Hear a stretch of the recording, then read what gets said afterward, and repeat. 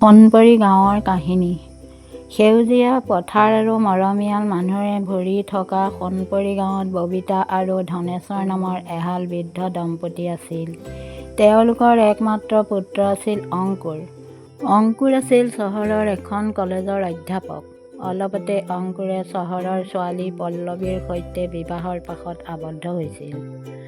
পল্লৱী আছিল চহৰত ডাঙৰ দীঘল হোৱা আধুনিক মনৰ ছোৱালী। বিয়াৰ পিছত যেতিয়া তাই গাঁৱৰ ঘৰখনলৈ আহিল, প্ৰথমতে সকলোবোৰ বৰ আচহুৱা লাগিছিল। চহৰৰ অট্টালিকা সলনি, কেঁচা মাটি আৰু বাঁহ-খেৰেৰে পৰিৱেশ। চহৰৰ দৰে ঘৰে ঘৰে গেছ চিলিণ্ডাৰৰ সলনি খৰিৰ ধোঁৱা। এইবোৰ যেন তাই সহজভাৱে ল'ব পৰা নাছিল। লাহে লাহে ঘৰখনত অলপ খেলিমেলি আৰম্ভ হ'ল। পল্লৱীয়ে ভাবিছিল, শাহুৱেক ববিতা আৰু ধনেশ্বৰে তাইক আধুনিক জীৱনশৈলী পচন্দ নকৰে। আনহাতে ববিতাই ভাবিছিল যে চহৰীয়া বোৱাৰীয়ে হয়তো তেওঁলোকক গাঁৱলীয়া বুলি অৱজ্ঞা কৰে। অংকুৰৰ মাক-দেউতাক আৰু পত্নীৰ মাজত এই নীৰৱ দূৰত্ব অনুভৱ কৰিব পাৰিছিল, কিন্তু কাকো দোষ দিব পৰা নাছিল। এদিন বৰকৈ ধুমুহা-বৰষুণ আহিল। অংকুৰ তেতিয়া চহৰৰ কলেজত আছিল, আৰু ধুমুহাৰ বাবে ৰাস্তা বন্ধ হৈ পৰাত সি ঘৰলৈ ঘূৰি আহিব নোৱাৰিলে। ঠিক সেই সময়তে দেউতাকৰ পুৰণি এজমা অসুখটো বৰকৈ বাঢ়ি গ'ল। তেওঁ উশাহ ল'বলৈ কষ্ট পালে। পল্লৱী ভয়তে কঁপি উঠিল। গাঁৱত হস্পিটেল দূৰত আছিল, আৰু বাহিৰত ধাৰাসাৰ বৰষুণ।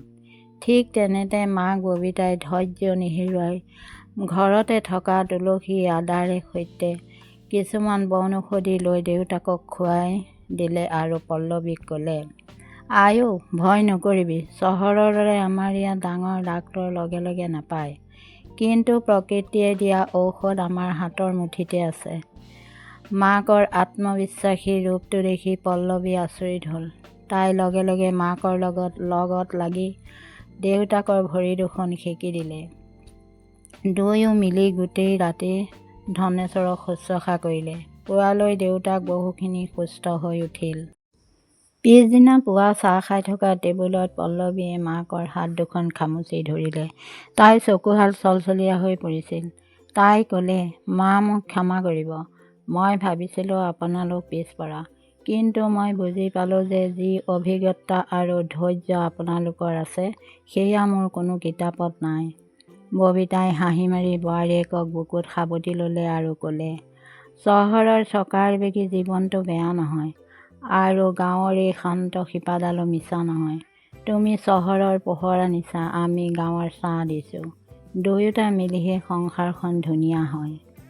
সন্ধ্যা যেতিয়া অংকুৰ ঘৰলৈ ঘূৰি আহিল, সি দেখিলে মাক আৰু পল্লৱীয়ে একেলগে পাকঘৰত হাঁহি-ধেমালি কৰি পিঠা বনাইছে, আৰু দেউতাকে চোতালত বহি হাঁহি মুখেৰে ধপাত সুপিছে।